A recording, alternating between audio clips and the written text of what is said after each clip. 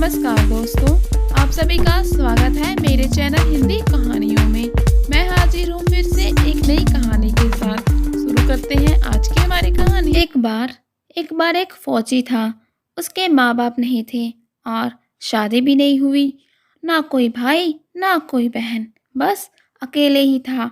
और वो अकेला ही कमाता और जमा करता जा रहा था। थोड़े दिन में उसकी मुलाकात एक सेठ से होती है। सेठ का खुद का कारोबार है। वो फौजी से दोस्ती कर लेता है और कहता है कि दोनों आपस में मिलकर क्यों ना कोई कारोबार करें। तुम पैसे लगाना और मैं कारोबार संभालूंगा। जो भी मुनाफा होगा आपस में आधा आधा कर लेंगे। फौजी को भी सेठ की बात अच्छी लगती है और वो मान जाता है और अपना सारा पैसा सेठ को कारोबार में लगाने के लिए दे देता है। और सेठ सारा पैसा कारोबार में लगा देता है। कुछ ही दिनों में कारोबार बढ़ जाता है और पहले से ज़्यादा चमकने लगता है। खूब कमाई हुई, कारोबार खूब बढ़ता है। सेठ जी बहुत खुश होते हैं। लेकिन लेकिन फिर थोड़े ही दिनों में लड़ाई छिड़ जाती है और फौजी को लड़ाई में जाना पड़ता है। तो फौजी घोड़ी पर चढ़कर लड़ने गया।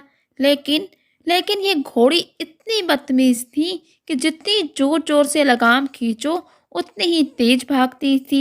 लगाम खींचते खींचते उसकी कलफर तक कट गई।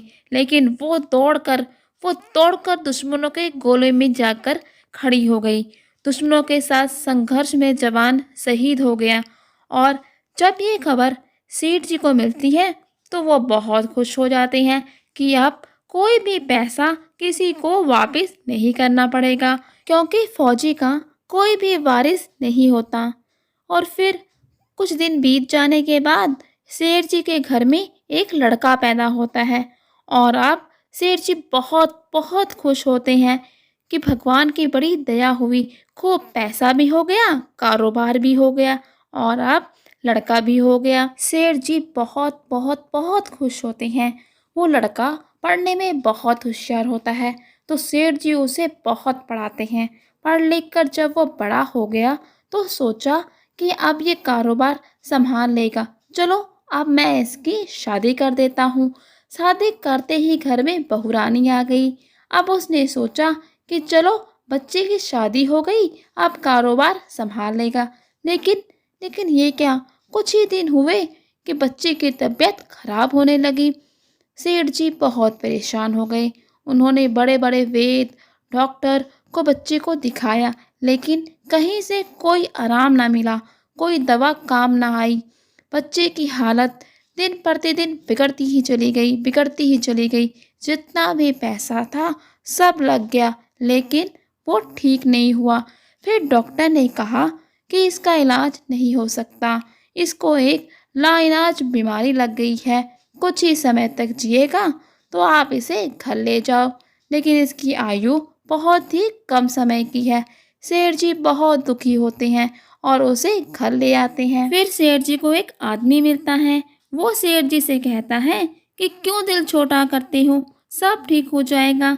मेरी पड़ोस में एक वैद्य जी रहते हैं जो कि दवा देते हैं। 2 आने की पुड़िया खाकर मुर्दा भी उठ खड़ा हो जाता है।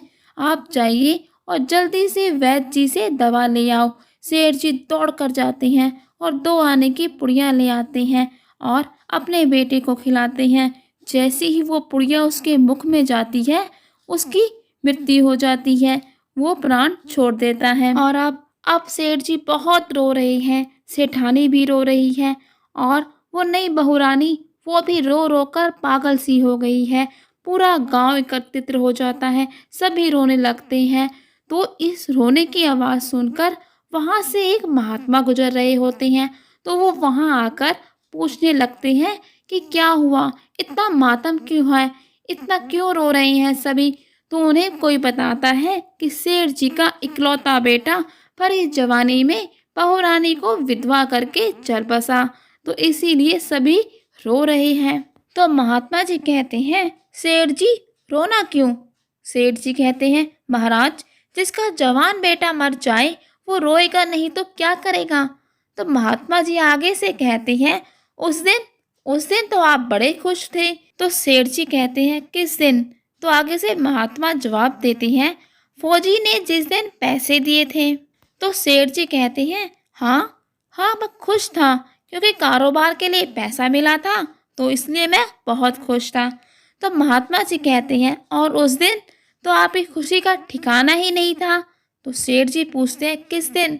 तो महात्मा जी कहते हैं अरे जिस दिन फौजी मर गया था, आपने सोचा कि आप पैसा नहीं देना पड़ेगा। तो सेठ जी कहते हैं हाँ हाँ, मैं खुश तो था कि अब मुझे कोई भी पैसा वापस नहीं करना पड़ेगा।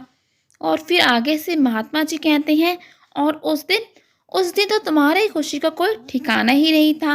मिठाइयाँ बांटी जा रही थी, दावतें दी जा रही थी। तो सेठ जी पूछते हैं अरे किस दिन? तो महात्मा जी आगे से जवाब देते हैं अरे उस दिन जिस दिन लड़का पैदा हुआ था।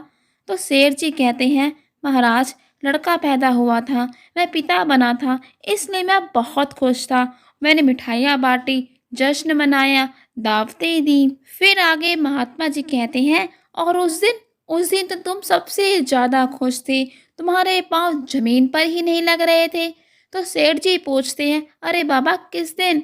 तो महात्मा जी कहते हैं जिस दिन तुम बेटा ब्याहने जा रहे थे। तो सेठ जी कहते हैं महाराज, मैं बेटा ब्याहने जा रहा था, सब खुश होते हैं तो मैं भी खुश हो गया। फिर महात्मा जी कहते हैं अरे अरे तुम इतनी बार खुश हो गए और जरा सी बात पे रोने लग गए, इतनी बार खुश हो गए और एक बार दुखी नहीं हो सकते?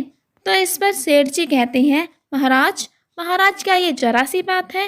मैंने अपना जवान इकलौता बेटा अपने बुढ़ापे का सहारा खो दिया और आप कहते हैं जरा सी बात है। तो महात्मा जी कहते हैं अरे सेठ जी, ये आपका बेटा नहीं, ये वही फौजी था, अपना पैसा वापस लेने आया था।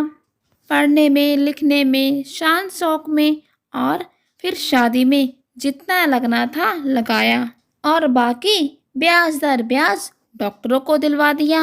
और अब 2 आने के पैसे बचे थे, वो भी वैद्य जी को दिलवा दिए और पुड़िया खाकर चल दिया। अब कर्मों का लेन देन पूरा हुआ। तो इस पर सेठ जी कहते हैं ठीक है, हमारे साथ तो जो हुआ सो हुआ, वो हमारे कर्मों का लेखा जोखा था। लेकिन इस बेचारी बहुरानी का क्या कसूर, जो भरी जवानी में इसको धोखा देकर इसे विधवा बनाकर चला गया। तो महात्मा जी बोलते हैं यह वही घोड़ी है जिसने उसे धोखा दिया था, उसको युद्ध के क्षेत्र में अकेला छोड़कर चली गई थी। यही कहानी हम सब की है, हम सबको वही मिलता है जो कि हमने बोया है। इसीलिए कभी किसी को दोष मत देना, किसी को दोषी मत समझना, क्योंकि हमारे साथ जो कुछ भी हो रहा है ये हमारे ही कर्मों का फल है और इसके लिए हम खुद दोषी हैं। कहानी अच्छी लगी हो तो वीडियो को लाइक शेयर करना बिल्कुल ना भूले और चैनल को सब्सक्राइब कर ले। और अब हम मिलेंगे अपनी अगली वीडियो में एक नई कहानी के साथ। तब तक के लिए नमस्कार दोस्तों।